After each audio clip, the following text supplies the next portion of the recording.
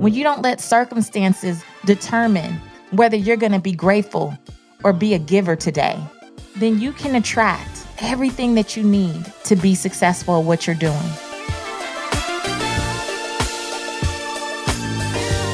Hey there, this is Patrice from patricewashington.com, where we chase purpose, not money.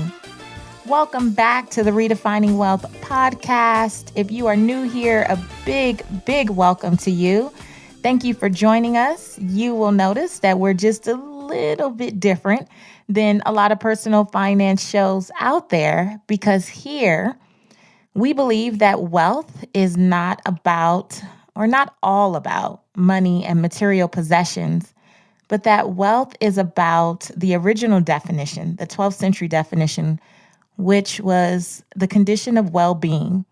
And that means happiness and contentment in not just your finances, but every area of your life, because it's all connected. And so if that speaks to you, then I want to invite you to subscribe. Make sure you tune in each and every week for a new episode. Today, I really wanted to go through a huge part of wealth and abundance. Well, what's huge to me? Because I've been a personal finance expert, author, speaker, coach, media personality for almost a decade now. And the thing that I always hear people ask questions about are their budget, their credit report. And I usually hear these stories that start out with a lot of whining and complaining. And I have to stop people sometimes in their tracks. Like sometimes I'm in the habit at this point of asking people, do you mind if I just coach you for one moment? Is it okay if I just give you some feedback? And just getting people to understand that what you verbalize, you magnify in your life. Like words are so powerful. And when you verbalize, you magnetize. You bring more towards you, but then you have the ability to make things so much bigger than they are. And I never want to minimize anyone's pain or problems or trauma, because trust me, I have had my set of all of that. You will learn that if you listen even to some of the back episodes here. So it's not that I want to minimize any of that or trivialize it, but I really feel like far too often when we talk about wealth or money or abundance or being in overflow, we really don't realize that our attitude plays a big part. And I really believe that your attitude towards a process will determine your success with that process. And so your attitude towards gratitude and giving, those two things in particular, will really determine if you get to that end result that you want. And even if you get there, whether or not you'll be able to truly maintain it.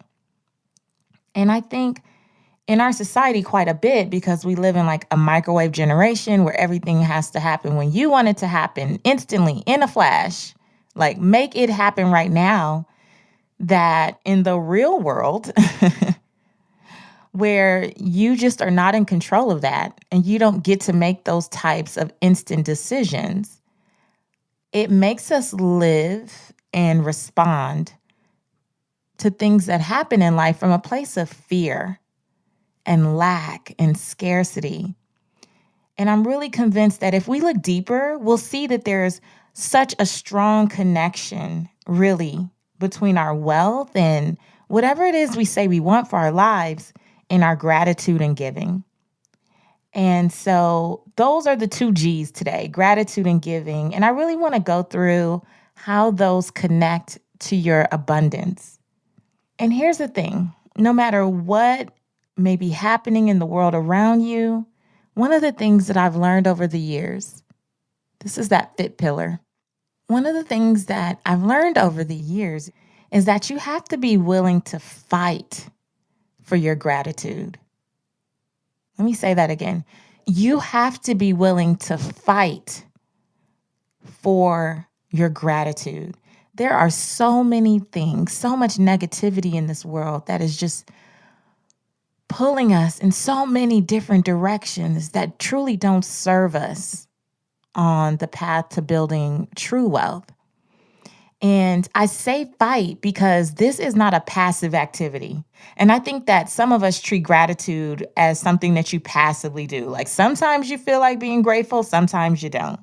Sometimes you murmur three cute little things that you might be grateful for. I'm grateful for my health, my family, my house, right? But the truth is, if you've ever been through any hardships, if you've ever lost a child like I did, my son passed in my arms the day he was born, a year before I had my daughter. Or if you've ever been a Google search away from leaving your spouse. Can we just get real? Like if you've ever literally Googled what the cost of apartments are in your area, because you're like, this is it. I'm talking real talk, not the cute stuff I have to do on radio. Like real talk. If you've ever had to scrape up change and shake old purses or look in the seams of a couch because you were trying to scrape up the money to feed your child or to feed yourself or to keep your lights on. That's real life. This is real stuff. Or if you've dealt with some type of blow in life that could have and probably should have taken you out, then you know what I'm saying. You can't be passive in those moments. You have to fight for your gratitude. The only reason that I'm here today is because I've had to fight to stop whining and complaining or to not whine and complain and look for things to be grateful for so that I could pick myself up. People always ask me, how did you get off your brother's couch in 2009 and end up on Fox News and Dr. Oz and the Steve Harvey Show and all these things that you've done? Like what happened in the middle? And a part of that was learning that I had to fight even in the midst of just tumultuous times. I had to fight to find something to be grateful for so that I could encourage myself to keep going. If you've been through anything, you have to fight to find the silver lining. You have to fight to look on the bright side. You have to fight to see a day when the skies would appear blue again instead of gray. Do you know the definition for fight? It's take part in a violent struggle involving the exchange of physical blows or the use of weapons. Now, I might not have been fighting anyone physically, not that I didn't think about it. I may have not been fighting anyone physically, but that's really where that faith pillar comes in, especially here at Redefining Wealth, because I realized that I had to fight some things in the spirit. And that even means just with my attitude, right? And one of the things that we say in the faith pillar is that a lot of things happened for us, not to us. And so I learned that those blows and those weapons, like when stuff comes against me, that it's a spiritual thing. And that's where being mindful and still and prayerful or meditating or whatever it is that you do, that's where that comes in. Because whining and complaining is not enough. It's actually just going to bring more of the same. But staying in gratitude allows you to look for the lesson or the blessing in all things at all times. You want to look for the lesson or the blessing in all things at all times. And I know sometimes it doesn't feel like there's anything to be grateful for. Trust me, I've been there. But that's where that fight has to come in. You have to fight to maintain that level of gratitude. And I'm not telling you that it's easy. It's not easy by any means. But what I do know is that it's necessary. Because when you make a point to find even small things to be thankful for, it's like 1,000 little candles that all together light the darkness. I heard someone say that once, and I wish I could give them credit. But when you make a point to find small things to be thankful for, it's like 1,000 little candles that all together can light the darkness. Because gratitude is such a powerful force, and it opens the doors to blessings and abundance that you can't even fathom. Like you must show gratitude for the little before you can be blessed with more. And I truly believe that. And what repels wealth? Because wealth comes in the form of so many things. But let's just take, for example, divine connections. If the first time I meet you and I say, hey, how's it going? And I'm not telling you to be fake. by any means. Okay, keep it real. I got all that. But if there's a way to communicate that life isn't all roses and peaches without being a Debbie Downer. And some people you meet, like I've met people who said they were motivational speakers, and Lord, you talk to them for 10 minutes and you feel worse off than when you met them. I'm like, I don't feel motivated by you at all. And there's a spirit about them. Sometimes people meet me and they're like, it's just something about your spirit.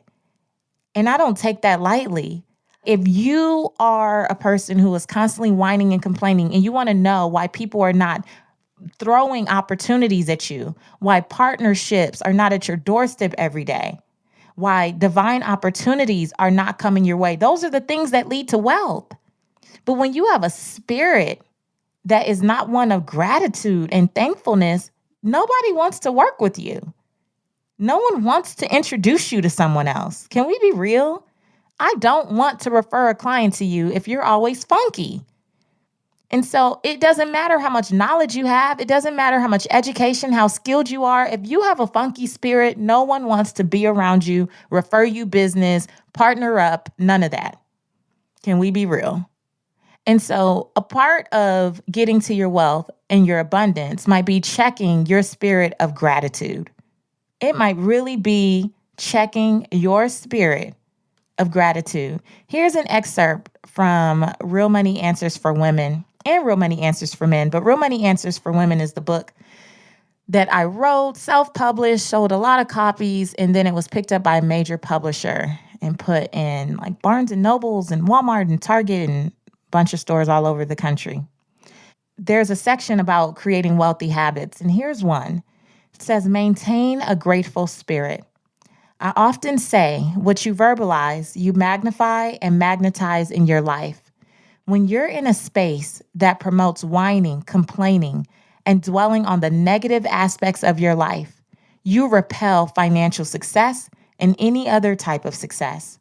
When you remain grateful for those things, no matter how few, which are going right in your life, you allow yourself to find wealth in whatever situation you may be experiencing at any given moment.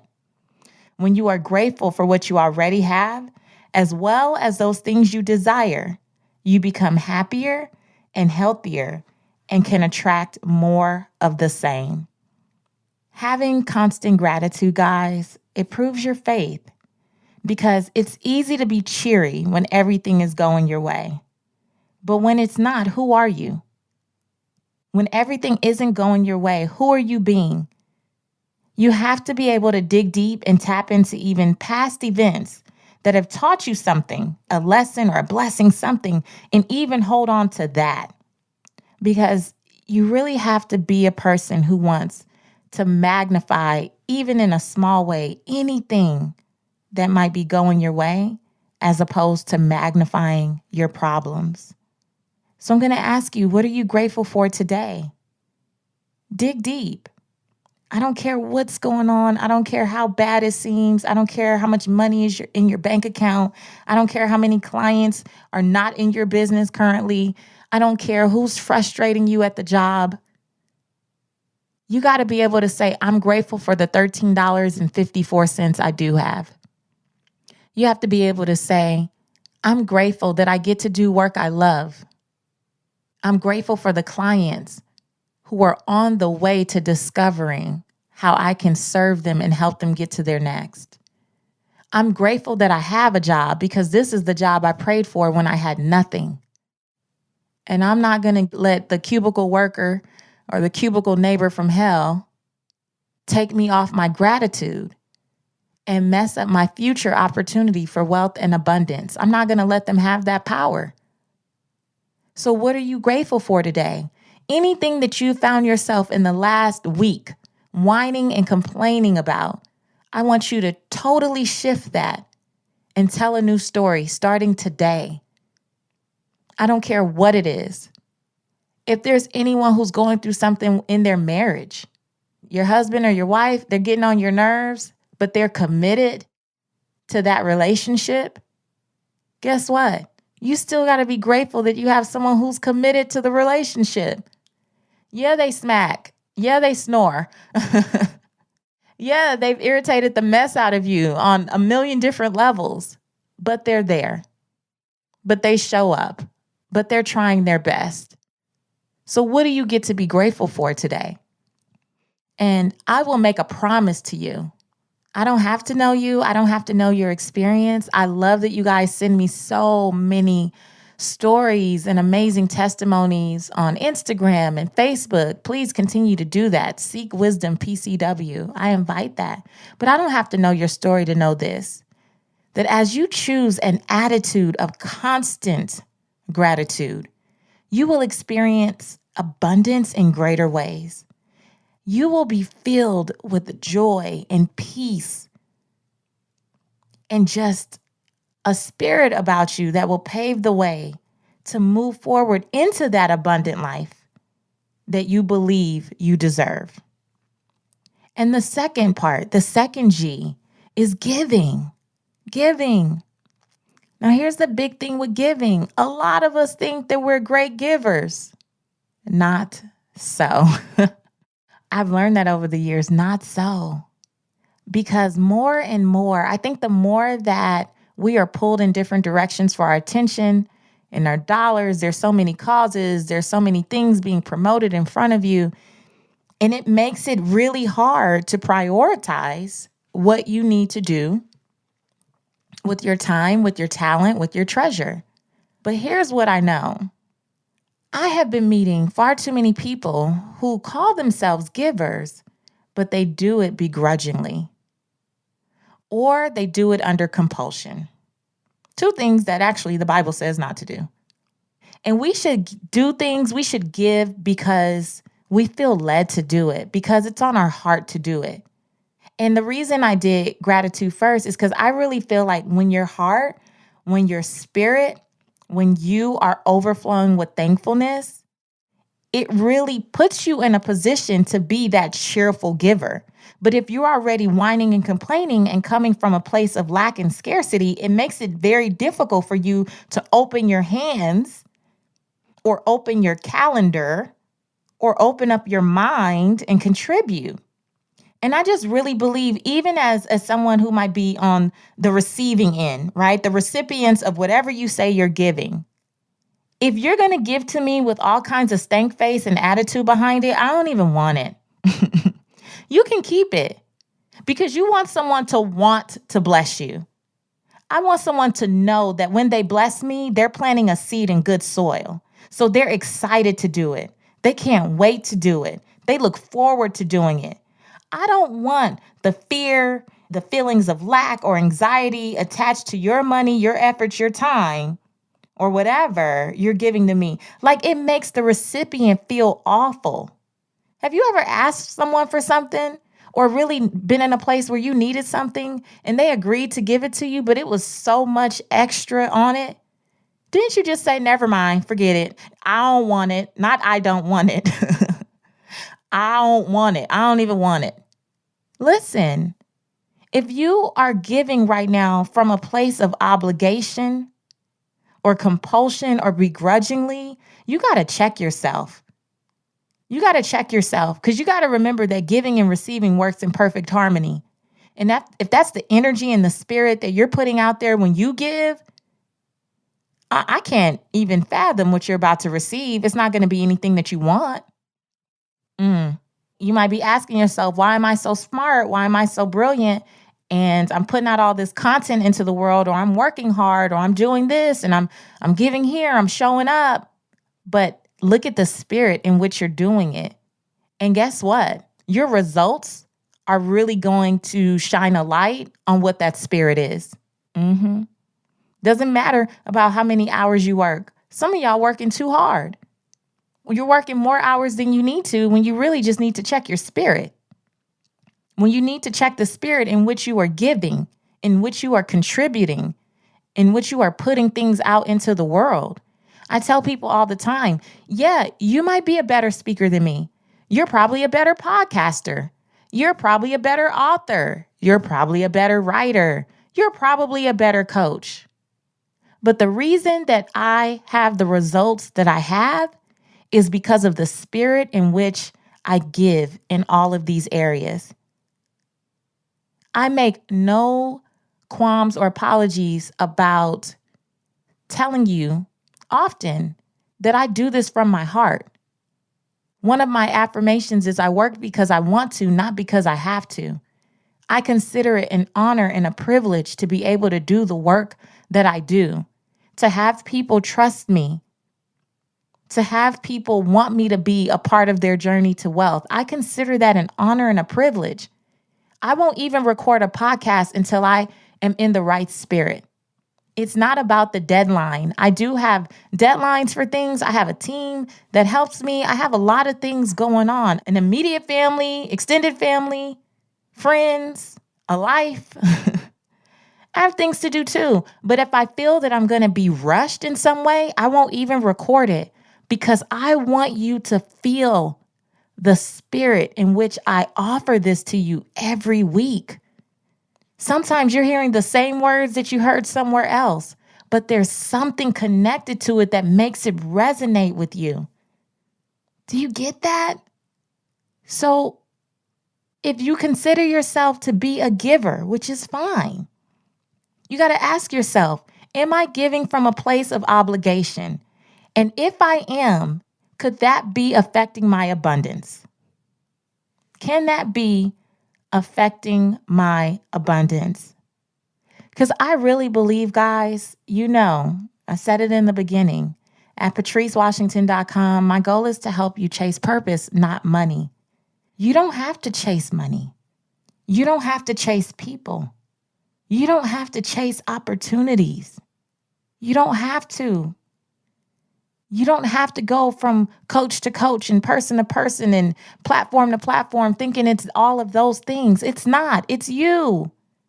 And a big part of that is your attitude towards gratitude and the condition in what you give, the spirit in which you put things out there.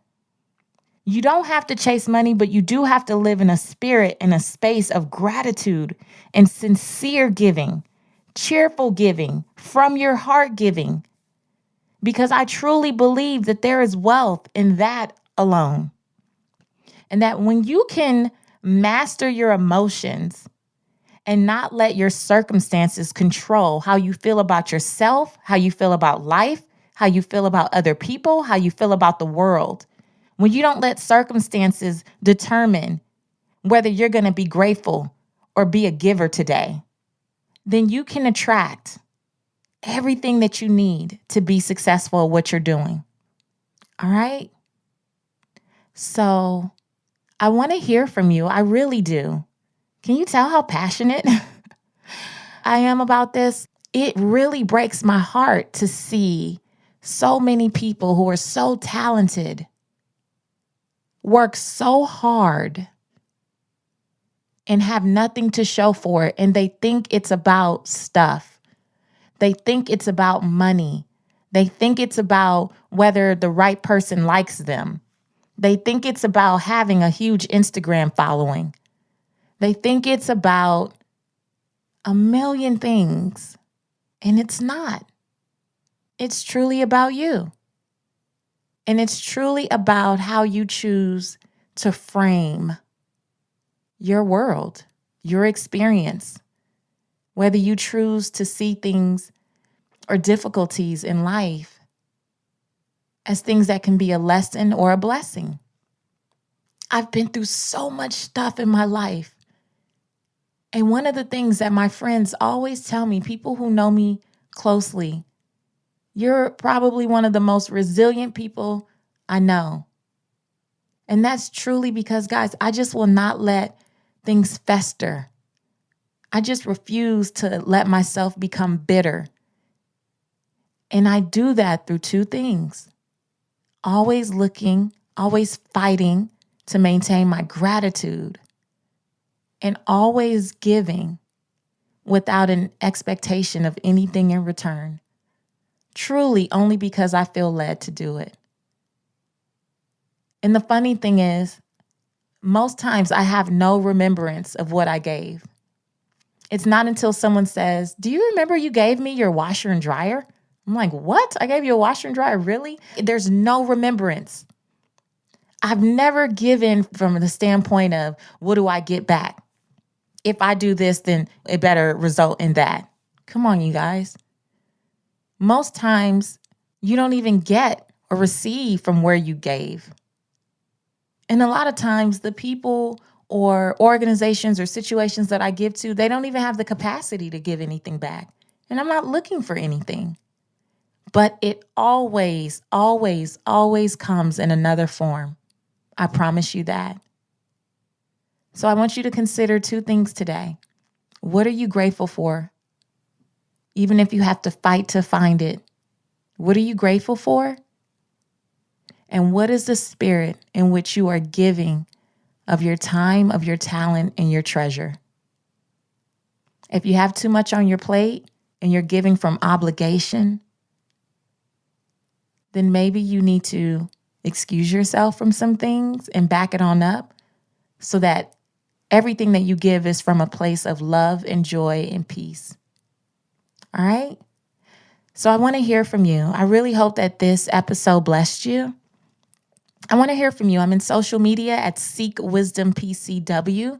That's on Instagram, Twitter, Facebook. But I'd love for you to join me at patricewashington.com/listen. There you'll get the show notes. You can click on this episode, share it with some friends, leave me some comments, give me some feedback. I really just shared what was on my heart, and I really do pray that it blesses you, especially in this season.